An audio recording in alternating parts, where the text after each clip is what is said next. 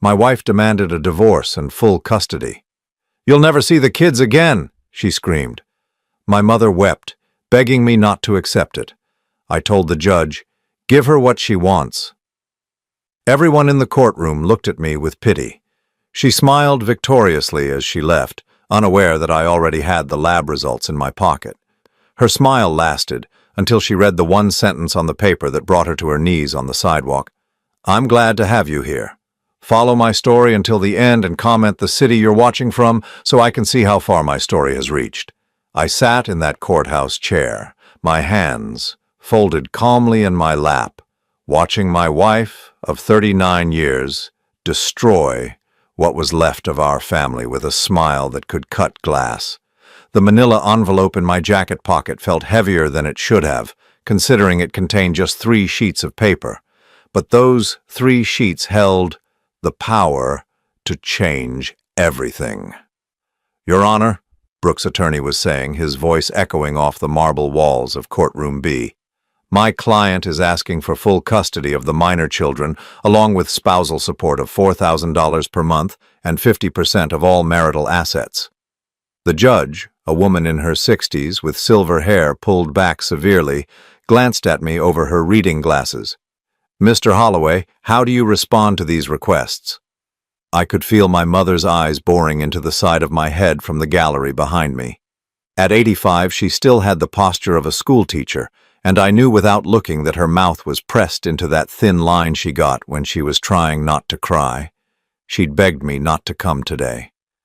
"Philip," she'd said just this morning, gripping my arm with hands that had grown fragile but never weak. "You don't have to give her everything. Fight for something."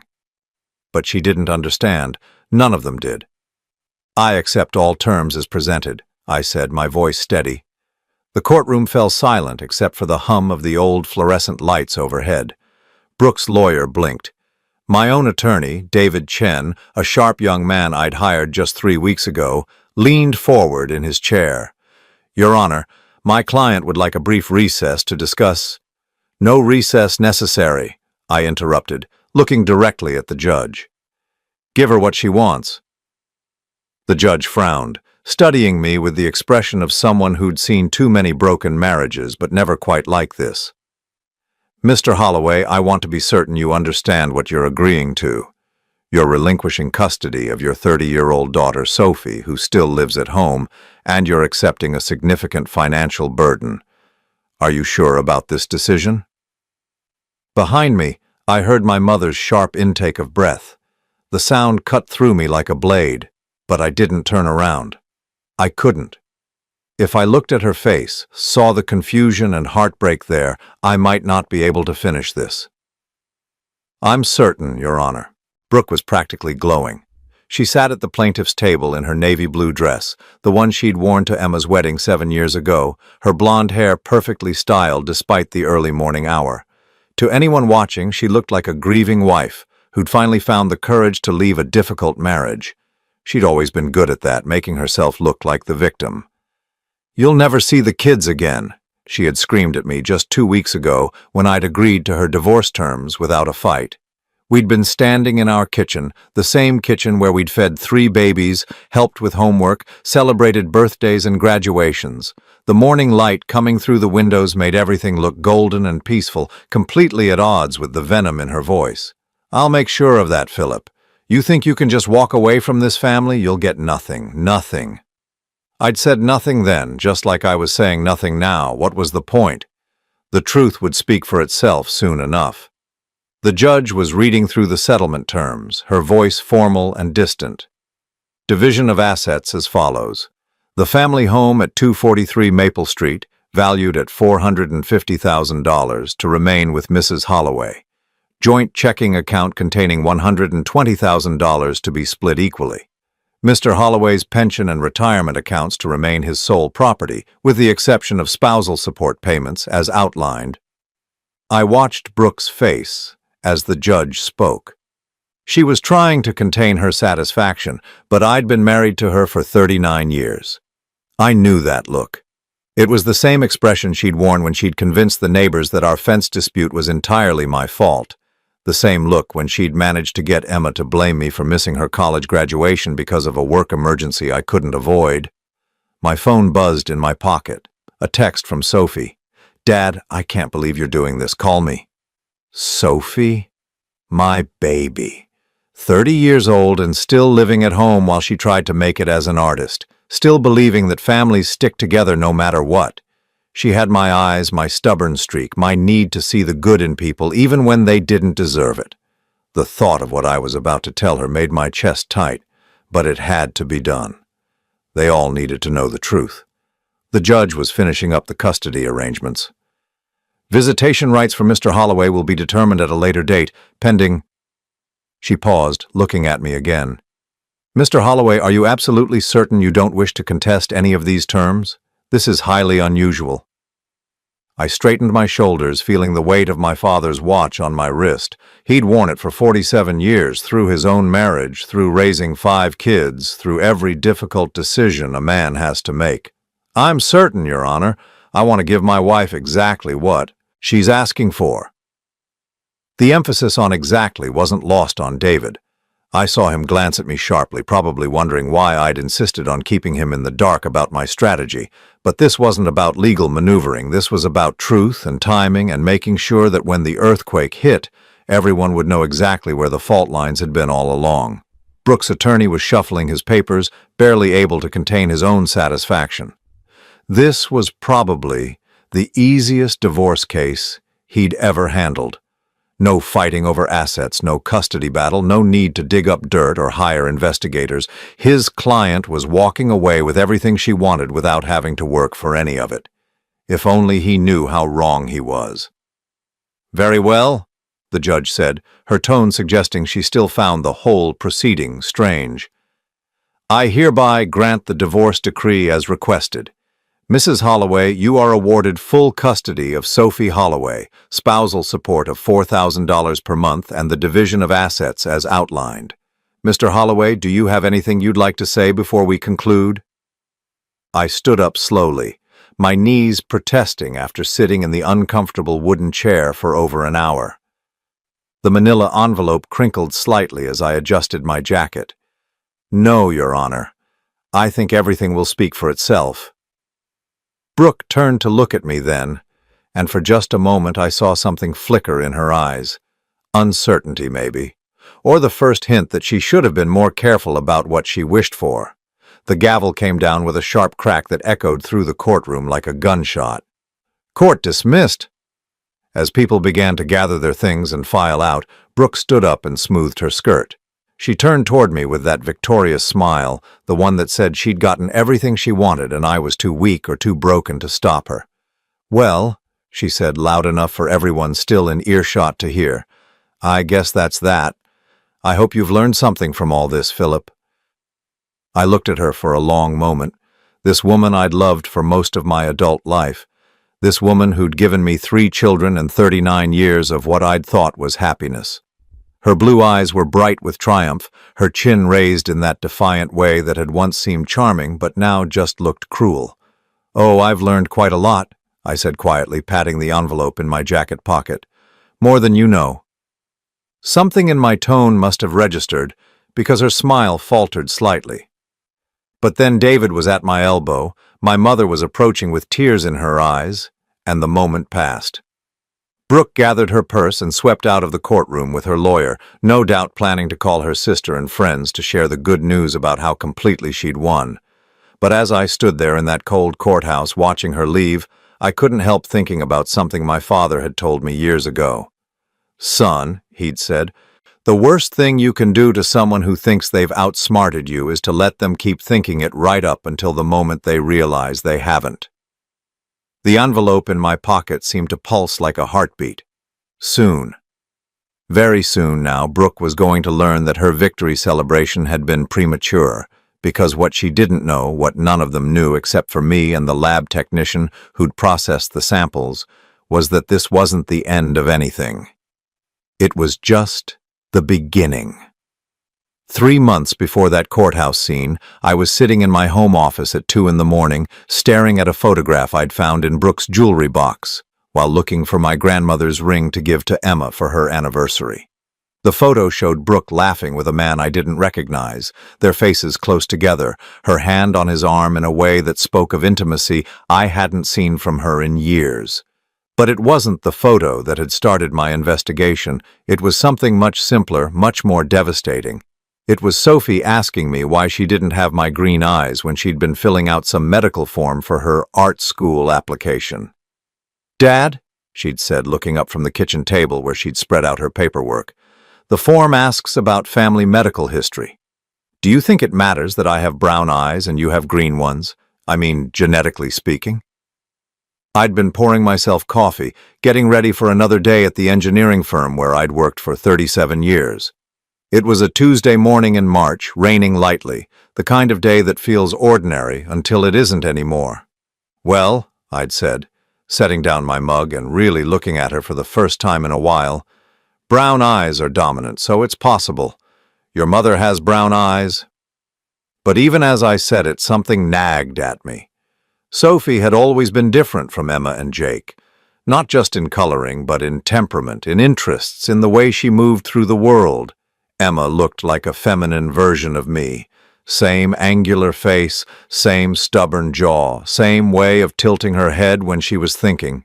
Jake had my height and my hands, though his personality had always been more like Brooke's family. Sophie, with her delicate features and creative soul and those deep brown eyes that held secrets I couldn't read. I'd pushed the thought away that morning, told myself I was being ridiculous. But over the next few weeks it kept coming back. Little things started bothering me. The way Brooke would change the subject whenever I mentioned how different Sophie seemed from the rest of us. The fact that I couldn't remember much about Brooke's pregnancy with Sophie. How she'd seemed distant during that time, more secretive. And then there were the dates. Sophie had been born on December 15th, 1994. If I counted backward 9 months, that put conception around March of 1994. March, when I'd been in Portland for 6 weeks overseeing the construction of the Harbor Bridge project. March, when Brooke had been unusually supportive of my extended absence, even suggesting I stay longer to make sure everything went smoothly. At the time, I'd thought she was just being understanding about my work. Now, sitting in my office with that photograph in my hands, I wondered if she'd had other reasons for wanting me out of town. I'd started paying attention differently after that, really watching, really listening. I noticed how Brooke's college friends would sometimes exchange glances when Sophie was mentioned. How her sister Janet would get that careful look on her face whenever family resemblances came up in conversation. How Brooke herself seemed to deflect any discussion about Sophie's childhood, her baby pictures, the early years I'd been too busy working to fully participate in. "You were always traveling then," she'd say when I'd bring up wanting to see Sophie's first steps or hear about her first words. "You missed so much of her early development." I'd accepted that guilt for years, carried it like a stone in my chest, the father who'd been too focused on providing to be present. But now I was starting to wonder if my absence had been more convenient than coincidental. The real investigation had started in April. I'd hired a private investigator, a woman named Linda Morris, who specialized in discrete family matters. She was in her 50s, gray-haired and professional, with the kind of face that people trusted without thinking about why. "Mr. Holloway," she'd said during our first meeting in her downtown office, "I need you to understand that once we start looking into this, there's no going back. Whatever we find, you're going to have to live with." I'd nodded, but I don't think I really understood what she meant until she started presenting her findings. Bank records showing cash withdrawals from Brooke's personal account during the months I was traveling. Credit card receipts from restaurants and hotels I'd never been to. Phone records with calls to a number registered to someone named Marcus Webb. Marcus Webb, the man in the photograph. He was a contractor working on the community center renovation in 1994, Linda had explained, sliding another folder across her desk. According to public records, he was married at the time, had 2 kids of his own. The project ran from February through May of that year. February through May. Right when I was in Portland. Right when Sophie would have been conceived. "There's more," Linda had said gently. "I tracked down some of the other workers from that project.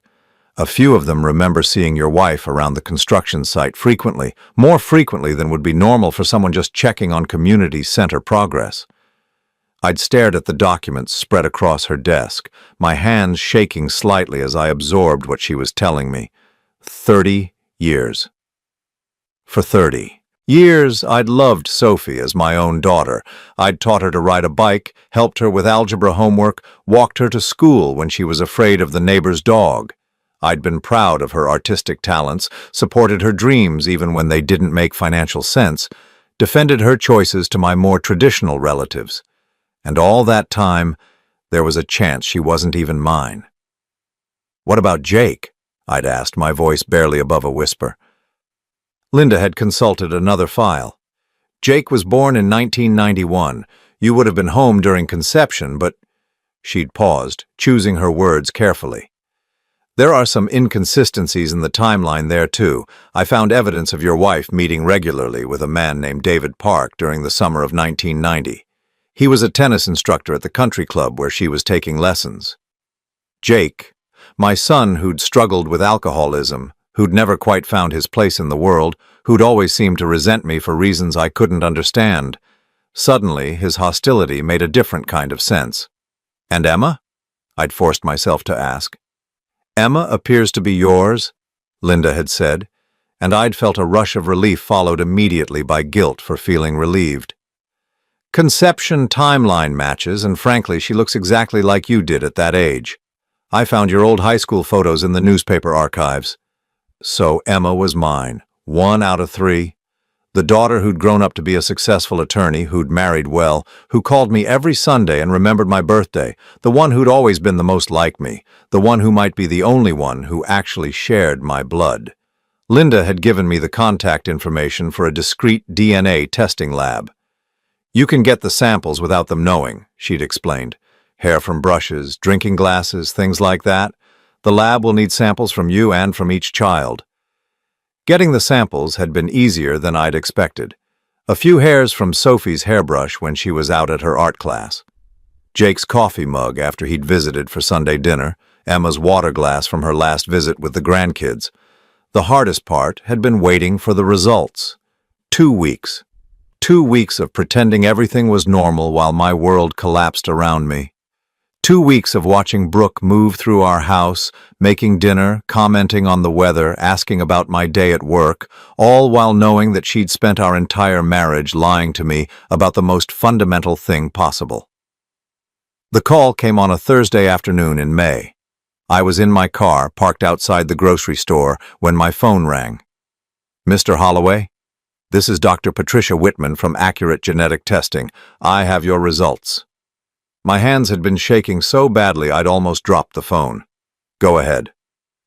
"Emma Holloway is confirmed as your biological daughter with 99.9% certainty. However, the tests for Jake and Sophie Holloway show no biological relationship to you." The world had tilted sideways. Even though I'd suspected, even though I'd hired investigators and gathered evidence, hearing it confirmed felt like being hit by a truck. Neither Jake nor Sophie was mine. 2 of my 3 children, the ones I'd loved and supported and worried about for decades, shared no blood with me at all. I'd sat in that grocery store parking lot for over an hour, watching people walk in and out with their normal problems, their everyday concerns about what to make for dinner or whether they needed milk or bread. Meanwhile, my entire understanding of my own life was crumbling. That night, I'd gone home and looked at our family photos with new eyes. Christmas mornings, birthday parties, graduations, vacations, all of it built on a lie. All of it tainted by Brooke's deception. But the strangest thing was, it didn't change how I felt about Jake and Sophie. The love was still there, complicated now by hurt and confusion, but still real. They were still the kids I'd raised, even if they weren't the kids I'd made. What had changed was how I felt about Brooke. For 39 years, I'd thought I was married to someone who occasionally frustrated me, who could be demanding and sometimes petty, but who was fundamentally the mother of my children and my partner in life. Now I knew I was married to a stranger. Someone who could look me in the eye every day for 3 decades while keeping secrets that went to the core of who we were as a family. Someone who could let me love children as my own while knowing they weren't. Someone who could build an entire life on a foundation of lies and never lose a moment's sleep over it. That's when I'd started planning. Not for revenge exactly, but for truth. For the moment when all the careful constructions and convenient fictions would finally come tumbling down. Because Brooke had been right about one thing that morning in the kitchen when she'd screamed at me about the divorce. I did think I could walk away from this family, but not the way she thought and not for the reasons she assumed. I was walking away because they weren't my family at all, and it was time for everyone to know it. The call came exactly 1 week after the divorce was finalized. I was sitting in my new apartment, a modest 2-bedroom place downtown that I'd rented the day after moving out of the house on Maple Street. The morning sun streamed through unfamiliar windows, casting shadows across boxes I hadn't yet unpacked, when my phone buzzed with David Chen's number. "Philip, we need to meet, today if possible." His voice was tense in a way I hadn't heard before. "Brooke's attorney contacted me this morning. Apparently she wants to discuss modifying the custody arrangement." I set down my coffee cup, feeling the first spark of satisfaction I'd experienced in months. Modifying it? How? "She's asking for a formal no-contact order, complete severance of, your parental rights to Sophie. She claims you've been—" He paused, choosing his words carefully. "She claims you've been harassing the family, trying to manipulate Sophie against her." Of course she was. I'd been waiting for this move, actually surprised it had taken her a full week to make it. Brooke couldn't stand not having complete control, and my calm acceptance of the divorce terms had clearly unsettled her more than she'd expected. "When can you meet?" I asked. 2 o'clock? My office? "I'll be there. And David, bring your calendar. We're going to need to schedule a few more meetings after this one." The law offices of Chen and Associates occupied the 15th floor of a glass building that overlooked the river. I'd always liked David's approach to legal work, methodical and thorough without being unnecessarily aggressive. Today, though, I needed him to understand that methodical wasn't going to be enough. He was waiting for me in the conference room, case files spread across the mahogany table, looking every bit the serious young attorney who'd graduated top of his class from Columbia. What he didn't look like was someone prepared for the conversation we were about to have. "Philip," he said as I settled into the chair across from him, "I have to ask you directly. Have you been contacting Sophie? Brooke says you've been calling her, showing up at her art studio, trying to turn her against the divorce settlement." I pulled the manila envelope from my jacket pocket and placed it on the table between us. The same envelope I'd carried to court a week ago, its contents still sealed and waiting for the right moment. "I haven't contacted Sophie at all," I said quietly, "but I think it's time she contacted me." David frowned, looking at the envelope. "What's this about?" "Open it." He hesitated, then broke the seal and pulled out the 3 sheets of paper inside. I watched his face change as he read the letterhead from Accurate Genetic Testing, watched his eyes widen as he absorbed the results, watched his professional composure crack as he understood what he was looking at. "Jesus Christ, Philip." He looked up at me, then back at the papers. "How long have you known about this?" "Since May. I had the test done 2 months before Brooke filed for divorce." "And you didn't tell me?" His voice was sharp now, the tone of an attorney who'd just realized his client had been playing a much deeper game than anyone suspected. "Do you understand what this means? What we could have done with this information during the proceedings?" I leaned back in my chair, studying his face. David was a good lawyer, but he was young. He still thought about legal battles in terms of winning and losing, tactics and strategy. He didn't understand that sometimes the most powerful move is the one your opponent never sees coming. "What it means," I said carefully, "is that Brooke has been living a lie for 30 years, and now she's about to find out that lies have consequences." David was scanning the documents again, his legal mind already working through the implications. "This changes everything. Custody, support obligations, asset division. If Sophie and Jake aren't your biological children, then Brooke has been committing fraud for 3 decades. making me financially responsible for children that weren't mine, while sleeping with other men and passing their children off as mine. The words hung in the air between us, like a challenge. David set the papers down and looked at me with new eyes, finally understanding that the quiet, agreeable client he thought he knew had been something else entirely. "Why didn't you use this during the divorce?" he asked. "Because I wanted to see how far she'd go. I wanted to know exactly what she thought she could get away with." I reached for the papers, carefully placing them back in the envelope. "And because I wanted her to feel safe, confident, victorious." David shook his head slowly. "Philip, this is nuclear. When this comes out, it's going to destroy her completely." "Yes," I said simply. "It is." He was quiet for a long moment, staring out the conference room windows at the city below. When he spoke again, his voice was different, more cautious. "What do you want to do with this information?" "I want to schedule a family meeting, all of them. Emma, Jake, Sophie, Brooke. I want them all in one room when I tell them the truth." "That's—" He paused, clearly struggling with the ethics of what I was proposing. "That's going to be devastating for the kids, for Sophie especially." I felt the familiar tightness in my chest, the same pain that had been my constant companion since that phone call from Dr. Whitman. Sophie, my baby girl, who'd inherited her artistic soul from someone I'd never met. Jake, my troubled son, whose anger and resentment suddenly made perfect sense. "They deserve to know the truth," I said. "All of them. Emma deserves to know she's my only biological child. Jake and Sophie deserve to know why they never quite fit, why they always felt different, and Brooke—" I paused, feeling something cold and final settle in my chest. "Brooke deserves to face what she's done." David was taking notes now, his pen moving across the legal pad in quick, precise strokes. "We'll need to think about this carefully. The timing, the setting, how we present the information, and we'll need to consider the legal ramifications.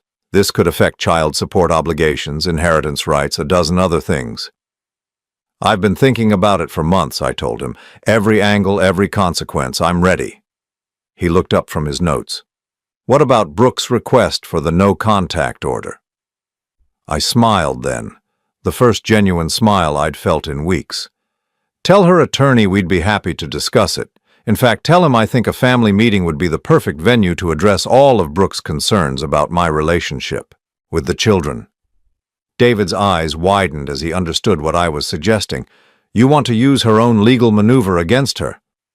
"She wants to cut me off from Sophie completely. She thinks I'm going to just disappear quietly, pay my support obligations, and let her rewrite the story however she wants." I stood up, straightening my jacket. "She's about to learn that she's been very, very wrong about a lot of things." As I walked toward the door, David called after me. "Philip, are you sure about this? Once we start down this path, there's no going back. Relationships will be destroyed. Your family will never be the same." I stopped with my hand on the doorknob, thinking about 30 years of Sunday dinners, birthday parties, Christmas mornings, 30 years of believing I was part of something real, something built on love and trust and shared history. "David," I said without turning around, "my family was destroyed the moment Brooke decided to build it on lies. I'm just finally ready to stop pretending otherwise." The meeting was scheduled for the following Friday at 2 o'clock in David's conference room. Neutral territory, professional setting, witnesses present. Brooke's attorney had agreed readily, probably thinking this would be a simple matter of formalizing the no-contact arrangement his client wanted. I spent the week preparing, not legally but emotionally. I practiced what I was going to say, how I was going to say it. I thought about Emma's face when she learned the truth, about Jake's reaction when he finally understood why he'd always felt like an outsider in his own family. Mostly I thought about Sophie. Beautiful, talented Sophie who'd inherited her creativity from a stranger and her stubborn streak from the man who'd raised her, but not made her. On Thursday night I called my mother. "Philip?" Her voice was worried, the way it had been since the divorce. "Are you all right? You sound strange."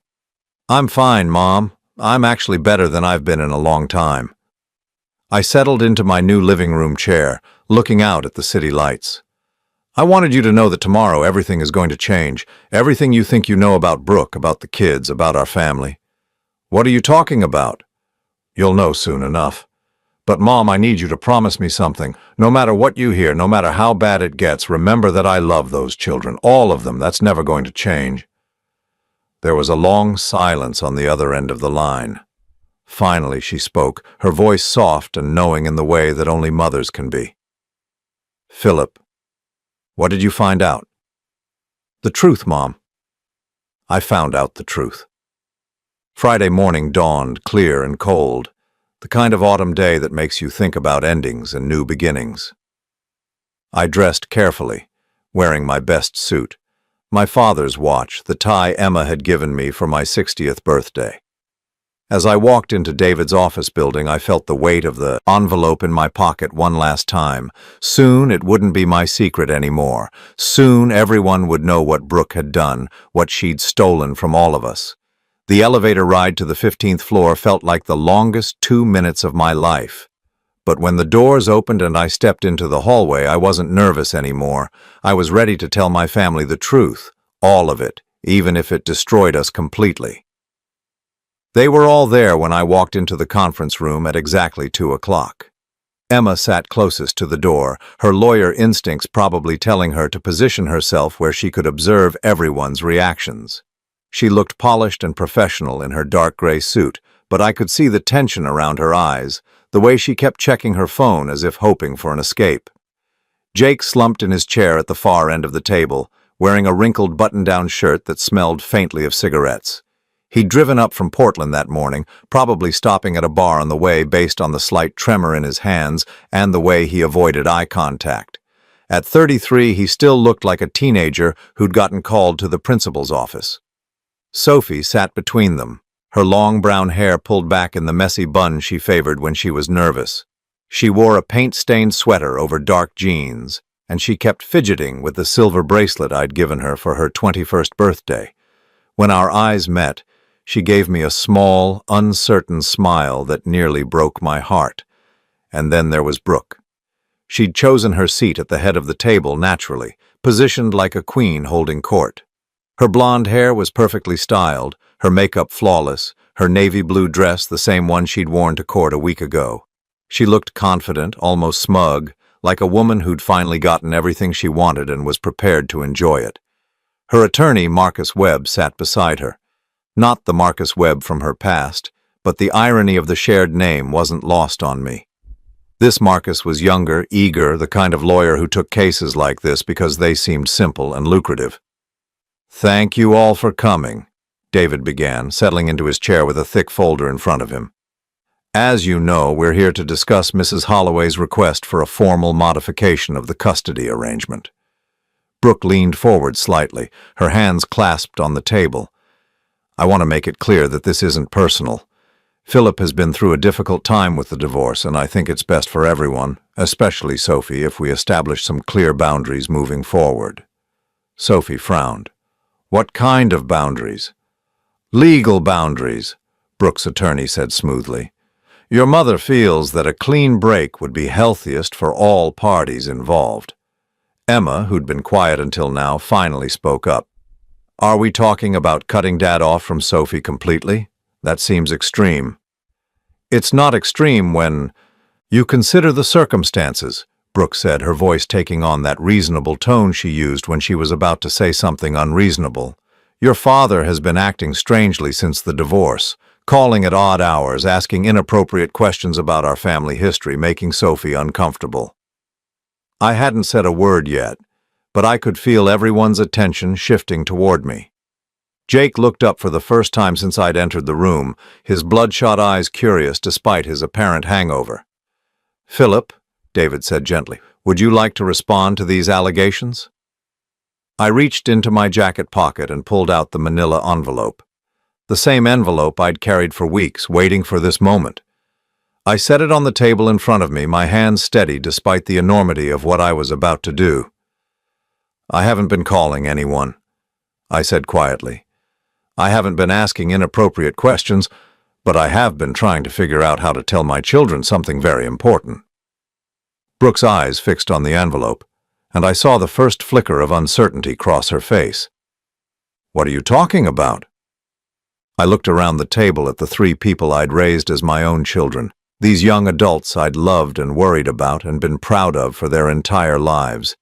Emma with her father's stubbornness and drive, Jake with his wounded anger that had never made sense until now, Sophie with her gentle heart and artistic soul.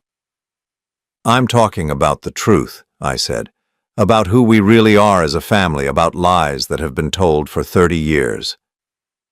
The room fell silent. Even Brooke's attorney stopped taking notes, sensing that whatever was about to happen was bigger than a simple custody modification. I opened the envelope and pulled out the DNA test results, setting them on the table where everyone could see the letterhead. 3 months ago, I had genetic testing done, on myself and on each of my children. Emma leaned forward, her lawyer training kicking in. Dad, what is this about? It's about the fact that Jake and Sophie are not my biological children. The words dropped into the silence like stones into still water. For a moment, nobody moved. Nobody breathed. Then Sophie laughed, a nervous, disbelieving sound. That's ridiculous. Of course we're your children. Jake was staring at the papers, his face pale. What do you mean, not biological? I picked up the first sheet and handed it to Emma. Your test confirms what I always knew. You're my daughter, genetically and in every other way that matters. Then I handed the second sheet to Jake. But this test shows no biological relationship between you and me. Jake's hands shook as he read the results. His face went through a series of expressions, confusion, understanding, and finally a kind of terrible relief. Jesus, he whispered. Jesus Christ. Sophie grabbed the third sheet before I could hand it to her. I watched her scan the scientific language, saw the exact moment when she understood what she was reading. Her face went white, then flushed, then white again. This can't be right, she said, her voice barely above a whisper. This has to be a mistake. Brooke hadn't moved. She sat frozen in her chair, staring at the papers like they were poisonous snakes that might strike at any moment. Mom? Sophie turned to her, confusion and hurt clear in her voice. Tell them this is wrong. Tell them these tests are wrong. Everyone looked at Brooke. The silence stretched out, seconds ticking by on the wall clock, until it became clear that she wasn't going to deny it. You knew, Emma said, her voice flat and cold. You knew this whole time. Jake suddenly slammed his hand on the table, making everyone jump. Are you kidding me? Are you fucking kidding me? His voice was getting louder, all the anger and confusion of 33 years finally finding a target. You let him raise me, pay for my college, worry about my drinking problem, and I'm not even his kid. Jake, please, Brooke said, finally finding her voice. This isn't how I wanted you to find out. How you wanted me to find out. Sophie stood up so abruptly her chair rolled backward. How long were you planning to wait? Until you were dead? Until we were old enough that it didn't matter anymore? Emma was still reading through the test results, her legal mind processing the implications. Mom, this affects inheritance rights, support obligations, medical decisions. How could you keep this secret for 30 years? Brooke looked around the table at her children, at me, at the lawyers who were witnessing the complete destruction of our family's foundation. When she spoke, her voice was defensive, almost petulant. I did what I thought was best for everyone. Philip was a good father, a good provider. The biological details didn't matter. Didn't matter? Jake's voice cracked. I spent my whole life feeling like I didn't belong, like there was something wrong with me because I wasn't like him, and it didn't matter? Sophie was crying now, silent tears streaming down her face. Who is my father? Do I have siblings I don't know about? A whole family I've never met? I reached across the table toward her, but she pulled her hand away. The rejection hit me like a physical blow, but I understood it. Everything she thought she knew about herself, about her place in the world, had just been shattered. I have the names. I said quietly. If you want them. If you're ready for that information. Brooks' attorney was frantically taking notes, probably trying to figure out how to salvage his client's position. But there was no salvaging this. The truth was out, spreading through the room like spilled ink, staining everything it touched. You planned this, Brooks said suddenly, turning on me with venomous eyes. You've been planning this whole scene, this humiliation. You wanted to destroy me. I looked at her, this woman I'd shared a life with for nearly 4 decades, this woman who'd been lying to me since before our youngest child was born. I didn't destroy anything, Brooke. I just stopped pretending that lies were the same thing as love. Emma stood up slowly, gathering the test results. I need some air, she said. I need to think about this. Jake was already heading for the door. I need a drink, he muttered. Hell, I need several drinks. Sophie remained sitting, staring at her hands. When she finally looked up at me, her brown eyes were filled with a pain that cut straight through my chest. Do you still love me?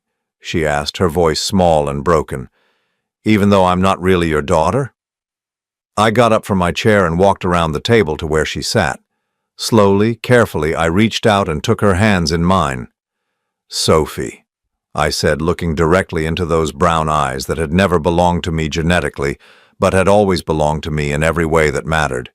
You will always be my daughter. Biology doesn't change 30 years of love. She collapsed against me then, sobbing into my shoulder while I held her and whispered the same words I'd been telling her since she was small, that she was loved, that she was precious, that nothing could ever change that. Behind us, Brooke was arguing with the lawyers about legal implications and custody rights, but her voice seemed to come from very far away. All that mattered was Sophie in my arms and the knowledge that whatever else happened, whatever other relationships were destroyed by the truth, this one might still be salvageable. When Sophie finally pulled away, she wiped her eyes and looked at me with something like her old smile. I'm still going to call you Dad, she said, if that's okay. It's more than okay, I told her. It's everything. As we left the conference room together, I caught a glimpse of Brooke's face. The confident mask had finally slipped, revealing something desperate and defeated underneath. She'd gotten exactly what she asked for in the divorce proceedings. She just hadn't realized that sometimes getting what you want is the worst thing that can happen to you. The phone call started 3 days after the family meeting. First Emma, then Jake, then Sophie again, each one struggling to process what they'd learned, what it meant for their understanding of themselves and their place in the world. Emma's call came while I was unpacking books in my new apartment, trying to create some sense of normalcy in a space that still felt temporary. Dad, she said without preamble when I answered, I need to ask you something, and I need you to be completely honest with me. I set down the copy of Moby Dick I'd been holding. The same edition I'd read to her when she was 8 years old and going through her adventure story phase. Of course. Did you know? Before the tests, I mean. Did you suspect that Jake and Sophie weren't yours? The question I'd been dreading. The one that got to the heart of whether I was a victim or a fool, whether I'd been betrayed or simply willfully blind. I suspected about Sophie for a few months, I admitted. Something about the timing never quite made sense, and she's so different from the rest of us.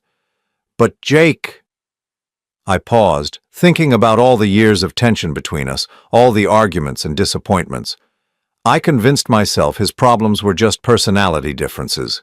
It never occurred to me that there might be a biological reason he always felt like an outsider.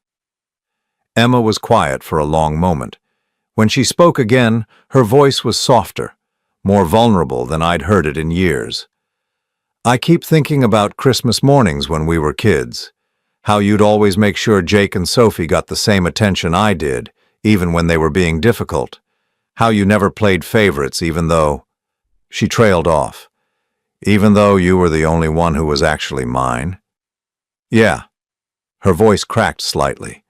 How did you do that? How did you love them the same? I walked to my new living room window, looking out at the city below. Somewhere out there, Jake was probably drinking himself into oblivion, trying to process 33 years of feeling like he didn't belong. Somewhere else, Sophie was staring at a canvas, wondering if her artistic talent came from a stranger she'd never met. "Because they were yours too," I said finally. "Maybe not biologically, but in every way that actually matters. I changed their diapers, walked the floor with them when they were teething, taught them to ride bikes and helped with homework. Biology is just genetics, Emma. Love is a choice you make every day." She was crying now, soft sniffles that reminded me of the little girl who used to crawl into my lap when she was scared. "I'm so angry at her, Dad, at Mom. How could she do this to all of us?" That was the question I'd been asking myself for months, ever since Dr. Whitman's phone call had confirmed what I'd started to suspect. How does someone build a life on a foundation of lies and never lose sleep over it? "I don't know," I said honestly. "I thought I knew her, but apparently I never really did." The second call came from Jake, and it was harder.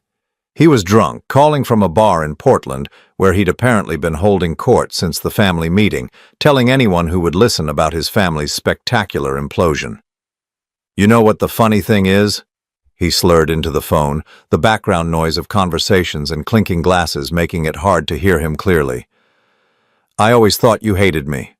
All those years I thought there was something wrong with me because I couldn't make you proud."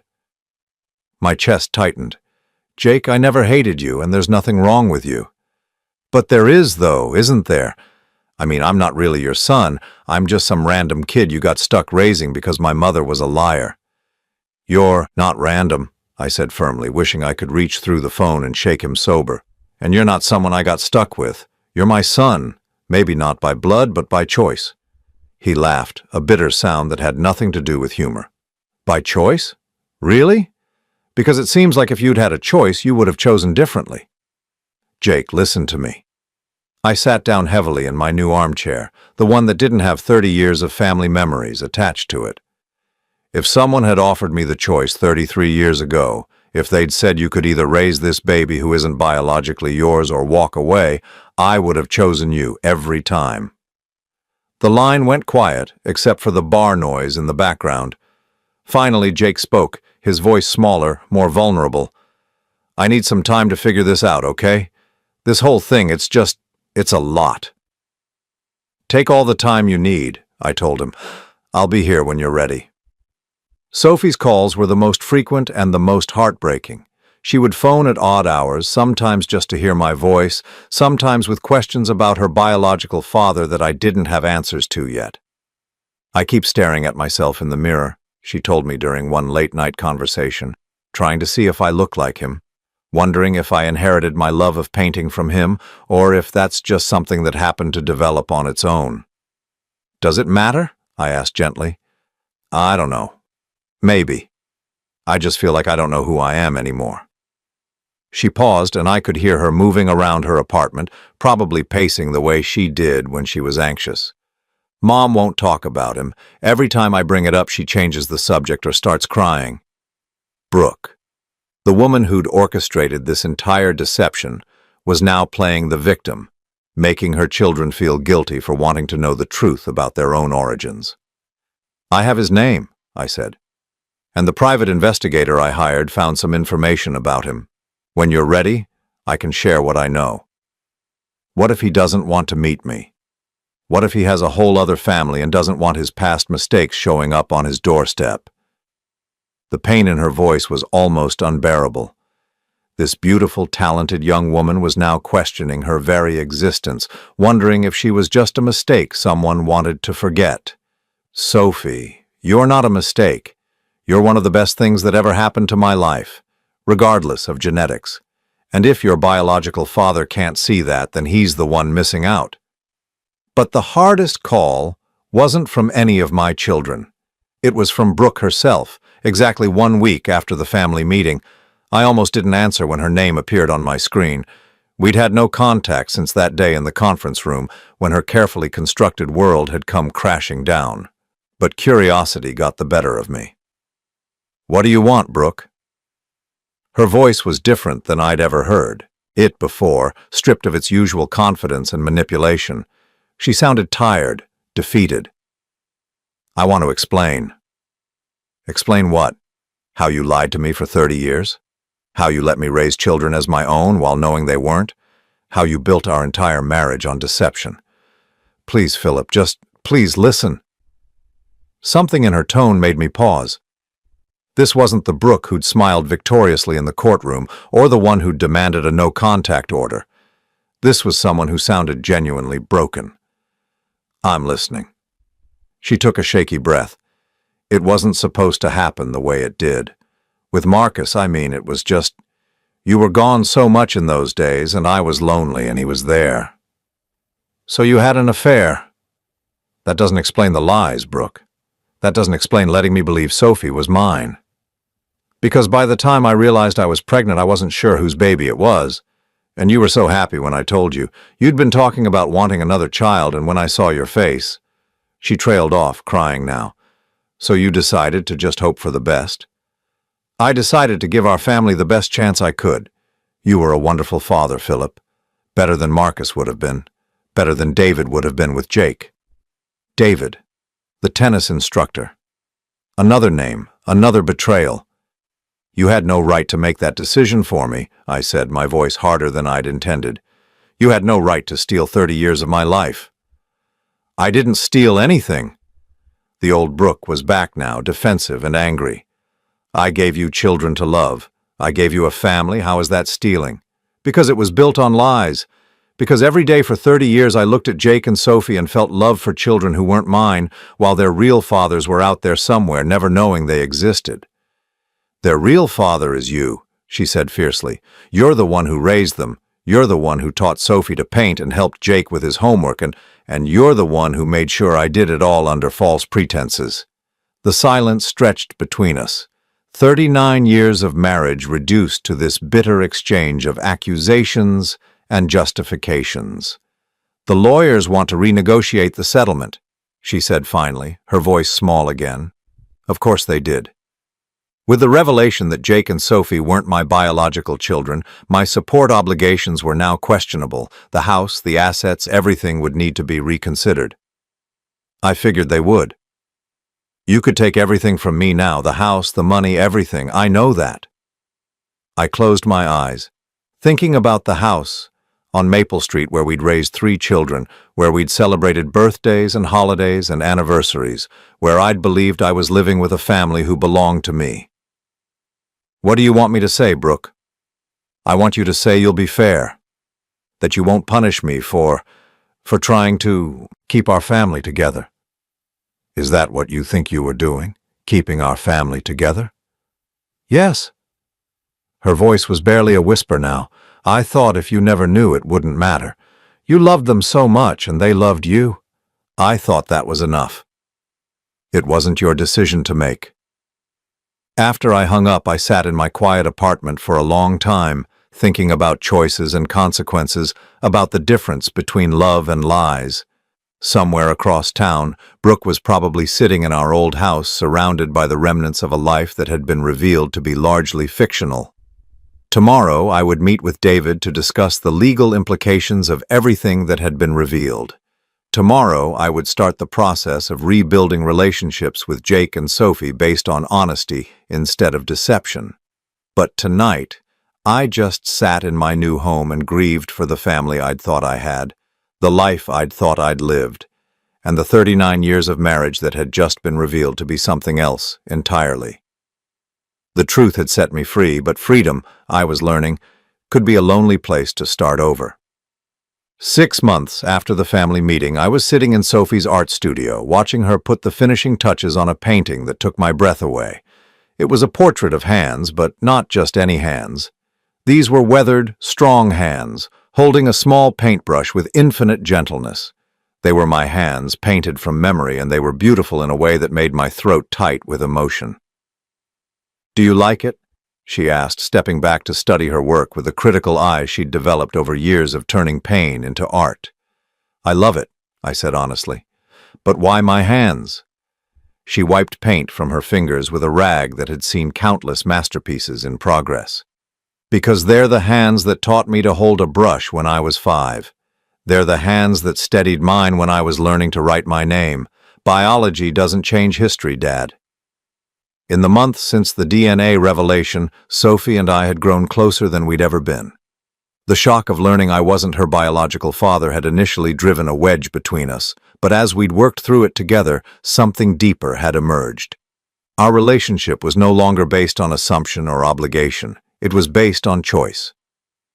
She'd decided to learn about Marcus Webb, her biological father. Through the private investigator, we'd discovered he was a contractor living in Seattle, married to the same woman he'd been cheating on during his affair with Brooke. He had 2 legitimate children, both grown, and when Sophie finally contacted him, his response had been predictably disappointing. "I made mistakes when I was younger," he'd told her during their one and only phone conversation. "I don't need them showing up now to complicate my life." His rejection had hurt her, but it had also clarified something important. As she'd said to me afterward, "A father isn't the person who donates DNA. A father is the person who shows up every day for 30 years. Jake's journey had been harder. He'd spent 3 months in rehab after our family meeting, finally admitting that his drinking wasn't just about feeling like an outsider in our family, but about feeling like an outsider everywhere. Learning about David Park, his biological father, had provided some answers, but not necessarily comfort. David was a successful businessman now, remarried with teenage children who knew nothing about his affair with Brooke 33 years ago. Unlike Marcus, he'd been willing to meet Jake, even eager to establish some kind of relationship. "He wants to get to know me," Jake had told me during one of our weekly coffee meetings, a new tradition we'd started as part of rebuilding our relationship on more honest ground. "He keeps talking about how I inherited his business sense, his ambition. But the thing is, I don't want his business sense. I don't want to be like him." "What do you want?" I'd asked. "I want to be like you," he'd said simply. "Maybe not genetically, but in the ways that matter. I want to be the kind of man who sticks around when things get hard, who keeps his commitments, who chooses his family every day instead of just getting stuck with them." Emma had become the bridge between all of us, using her legal training and natural diplomacy to help navigate the complex emotional and practical implications of our new reality. She'd been the one to suggest family therapy, something I'd initially resisted but had come to appreciate. "We need to learn how to be a family again," she'd said during one of our sessions with Dr. Martinez, a patient woman in her 50s who specialized in family trauma. "But this time, we need to do it honestly." The therapy had helped all of us, even revealing some things about Emma's own struggles with the revelation. As the only biological child, she'd felt guilty about her genetic connection to me, worried that Jake and Sophie might resent her for it. "I keep thinking I should feel special because I'm your real daughter," she'd admitted during one particularly difficult session. "But then I feel terrible for thinking that because it implies that Jake and Sophie are somehow less real." "You're all real," I'd told her, and I'd meant it. "Being my biological daughter doesn't make you more my child than Jake and Sophie are. It just makes you my child in a different way." The legal settlement with Brooke had been finalized 3 months ago. With the DNA results in evidence, the original divorce agreement had been modified significantly. I was no longer obligated to pay spousal support, and my child support obligations for Jake and Sophie had been adjusted to reflect their changed status. Brooke had kept the house, but she'd had to take out a significant mortgage to buy out my equity. She'd also started working for the first time in decades, taking a job as an administrator at a dental office. The woman who'd once lived off my income was now struggling to make ends meet on her own. I should have felt vindicated. Instead, I mostly felt sad. "Do you think she's learned anything from all this?" Sophie asked me one day as we walked through the park near her studio. "I think she's learned that actions have consequences," I said. "Whether that's the same as learning she was wrong, I don't know." Brooke and I had no contact now except through lawyers when necessary. She'd made a few attempts to reach out in the months immediately following the revelation, but they'd all been focused on damage control rather than genuine remorse. "I think she still believes she was protecting the family," Emma had observed. In her mind, she was the victim of circumstances, not the architect of deception. Maybe she was right. Maybe Brooke would never fully understand what she'd stolen from all of us, all those years of authentic relationship that had been poisoned by her lies. But I'd stopped needing her to understand. Her understanding wouldn't give me back those years, and it wouldn't change the choices I was making now. My new life had settled into rhythms that felt honest, in a way my old life never had. I'd started teaching part-time at the local community college, sharing my engineering knowledge with students who reminded me why I'd fallen in love with problem-solving in the first place. I'd also started dating, something that felt strange after 39 years of marriage, but also liberating. Margaret was a librarian I'd met at a continuing education class, a woman my age who'd been widowed 5 years ago and understood the complexity of starting over later in life. "I like that you're honest about your baggage," she'd told me after our third dinner together. "Too many men our age pretend they don't have complicated histories." "My history is definitely complicated," I'd said, and then I'd told her about the DNA tests, about the family meeting, about learning that 2 of my children weren't biologically mine. "And how do you feel about that now?" she'd asked. "Grateful," I'd said, surprising myself with the answer. Grateful that I got to be their father anyway. Grateful that love turned out to be stronger than genetics. Grateful that the truth finally came out so we could build something real. Now, standing in Sophie's studio looking at her painting of my hands, I felt that gratitude again. These hands had guided a paintbrush held by a little girl who wasn't my blood, but was absolutely my daughter. They'd signed report cards and permission slips and college applications for children who carried other men's genes but my values. "I have something to tell you," Sophie said, interrupting my reverie. She looked nervous, the way she had as a teenager when she'd needed to confess some minor transgression. "What is it?" "I've been talking to Jake about starting a business together, art therapy, for addiction recovery, combining his experience with sobriety and my art background." My heart swelled with pride, not just for the business idea, but for what it represented. Jake and Sophie, working together, using their shared experience of feeling like outsiders to help other people find their place in the world. "That sounds wonderful," I said. "What kind of help do you need?" She grinned, the same grin she'd had as a 5-year-old, presenting me with a crayon drawing she was particularly proud of. "Actually, we were hoping you might consider being our business advisor. Help us with the practical stuff, the planning and organization, if you want to, I mean." I looked around her studio at the paintings that lined the walls, each one a testament to her resilience and talent. I thought about Jake, 6 months sober and working to rebuild his life with the same determination he'd once applied to destroying it. I thought about Emma successfully balancing her career and family while helping hold the rest of us together. These were my children. Not because of DNA, but because of choice. Because of love that had survived the revelation that it was based on something deeper than genetics. "I would be honored," I said. As Sophie hugged me, I felt something settle in my chest that I hadn't experienced in months. Peace. Not the peace of ignorance or denial, but the peace of truth finally told, and relationships rebuilt on solid ground. My mother had been right that day she'd begged me not to give Brooke everything she wanted in the divorce. I shouldn't have given her everything, but in the end, I'd gotten something much more valuable in return. I'd gotten my children back, not as obligations or assumptions, but as choices we made every day to love each other, and for the first time in my 61 years, that felt like enough. That evening, I sat in my apartment with a cup of coffee and called my mother. "How are the kids?" she asked, the way she had every week since the family meeting. "They're good, Mom. We're all good." "And Brooke?" I considered the question. Brooke was struggling financially, isolated from the children she'd manipulated for years, facing the consequences of choices she still didn't fully understand. But she was also an adult who'd made those choices freely, and her consequences weren't my responsibility anymore. "Brooke is living with the results of her own decisions," I said, "just like the rest of us."